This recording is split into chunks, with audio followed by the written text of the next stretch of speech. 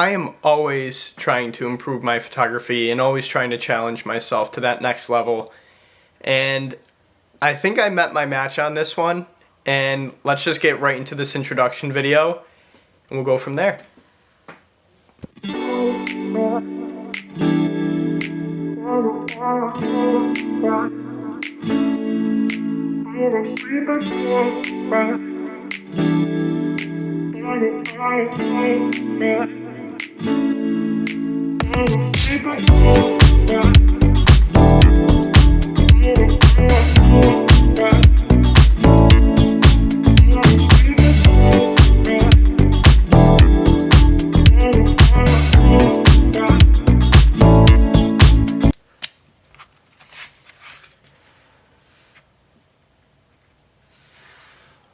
See that little object?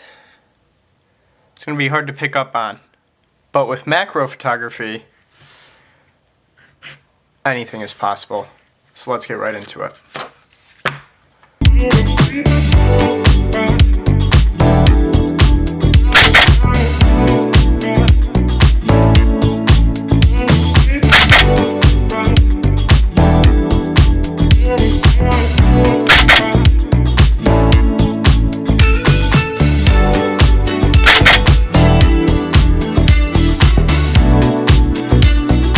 Alright, we are back in a new outfit because I have to film this over a few weeks and I really just want to get this thing pushed out so I can show you guys everything you want to learn about macro.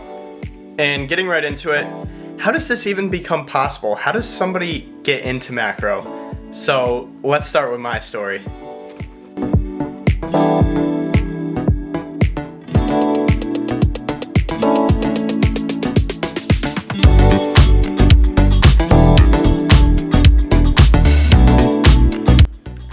So macro for me began with that little piece of inspiration. That inspiration just doesn't come gradually, it kind of comes out of nowhere.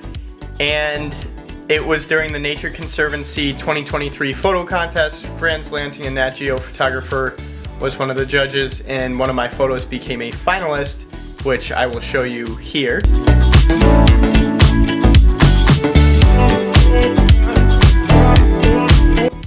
And I was super psyched about it. And even though it didn't place or anything, I went through all the winners and all the honorable mentions. And there was one photo that struck me, which was this wolf spider that had a crown of little wolf spider babies on its head. And there's something about a photograph that really impacts you that you can't really explain too well, but it just has this entire hold on you. And that's really what got me into macro. I decided to start playing around with it. I ended up starting with a 50mm macro lens, which really wasn't the best, or 35mm macro lens. And then went from there, and it's just been an incredible journey and a lot of learning. And I think it's time we dive right into what you really came here for. So let's get right into the gear and the layout.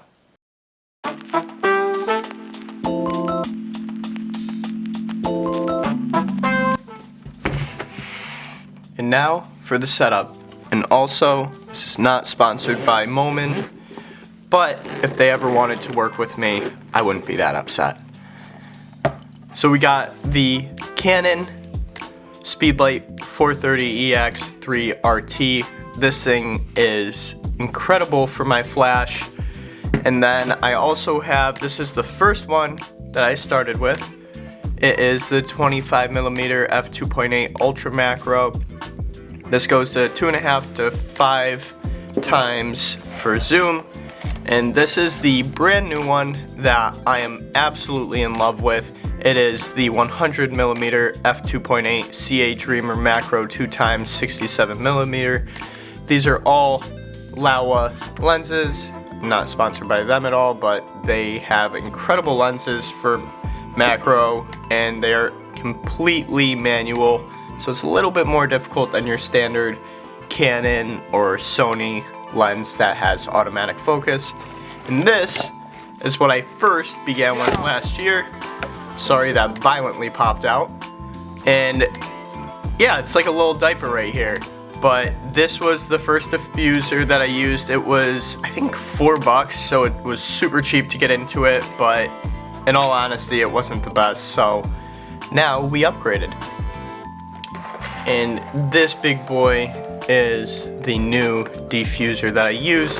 So in the back here is where that flash inserts, and this little piece of Velcro keeps it in place.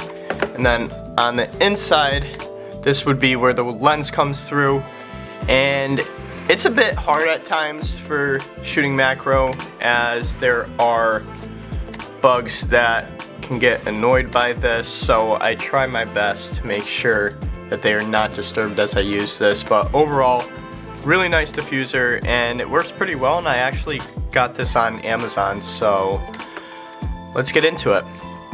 Alright, so here's the setup. And I wish I could have this propped up a little bit better, but that diffuser is a little bit tough to showcase.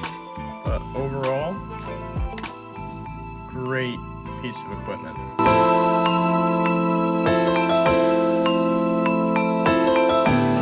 So whenever I'm using my macro setup, I usually try to do an f8, and the zoom I usually bring up to a ratio, rather, 2:1. That just brings a very, very focused shot, and the flash itself is usually 105 millimeters.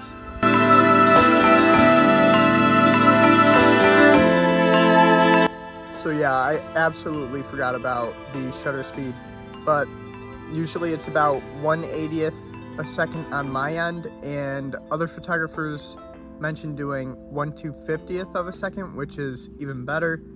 And yeah, so those are the two shutter speeds that I would highly recommend for macro photography. So a lot of us grew up with something like this. You just take a photo, you go through your day, and then that's it. With macro, that's not entirely possible. Macro is about stacking, similar to these books, but with a singular image. Although stacking images, especially while balancing training for an ultramarathon, or maybe it's just work or anything else, stacking takes up a lot of time. And I've become pretty much enamored by the single shot, which takes up a lot less time. And let's dive into the pros and cons of both.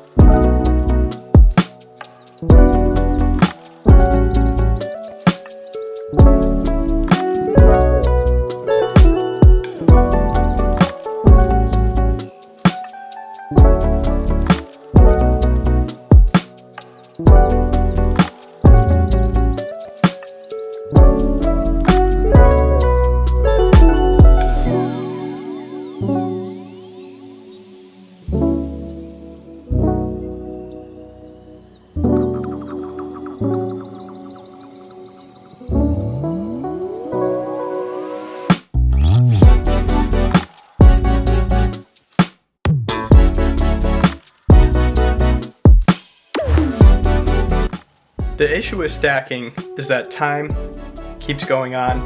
You're missing a lot of shots that are going on outside, even in your backyard, of just crazy things that may be occurring with insects. So I prefer the single shot, mostly because it's quick, it's clean. Not every time is it in focus, but when you get a result that you want, it's an awesome moment. So here's a comparison of a stacked image, which I will show you here first.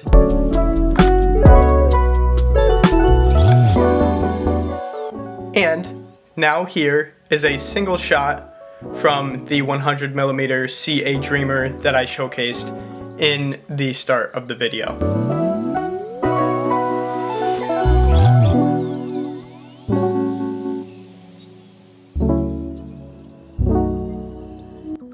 So with macro, a lot of people talk about how to do stabilized shots using a tripod, whatever it may be.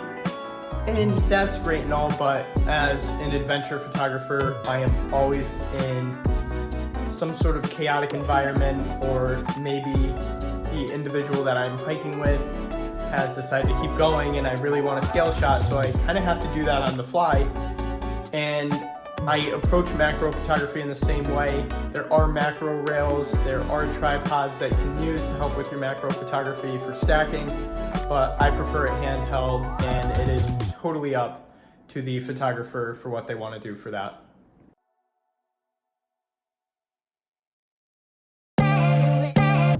This is the number one thing I wish I was warned about in macro photography, which is that it picks up basically everything on your sensor. So as soon as you start to zoom in a little bit on any of those photos, you can see so many different spots that are on your sensor, and it's just such a painstaking process to edit those out. Honestly, if anyone has any tips on doing that, that would be great, but let me show you what I mean, and then after that, it's just a whole bunch of healing these spots out, which is super tedious, but I will not put you through that.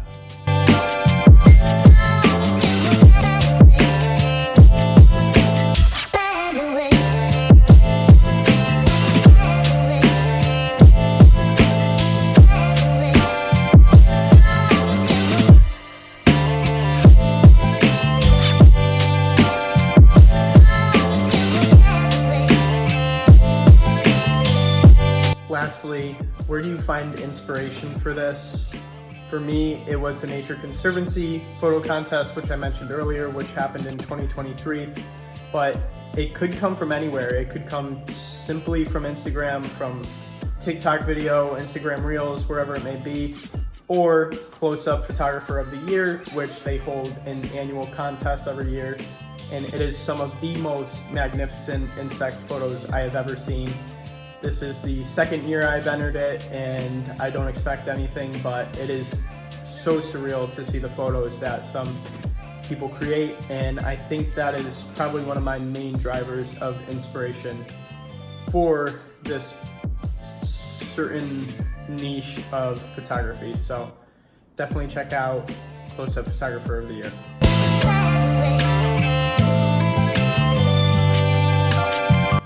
Lastly, should you pursue this path of photography? I have no idea. For me, I never would have expected this to happen, and it is just a great outlet that I have between spring and summer as I start to prep for going out west, or maybe it's for an ultra marathon or climbing, whatever it may be. This is just a nice creative outlet, and I really, really enjoy it.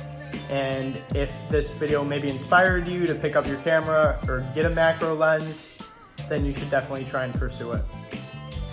And thank you so much to everyone who has given me support over the past few months with macro photography. It means the absolute world to me. I wanted to make this video as long as I could, and hopefully it provided some decent information for you to get started, or anything in between. So thank you, and like, follow, whatever you want to do, and I'll see you in the next one. Peace.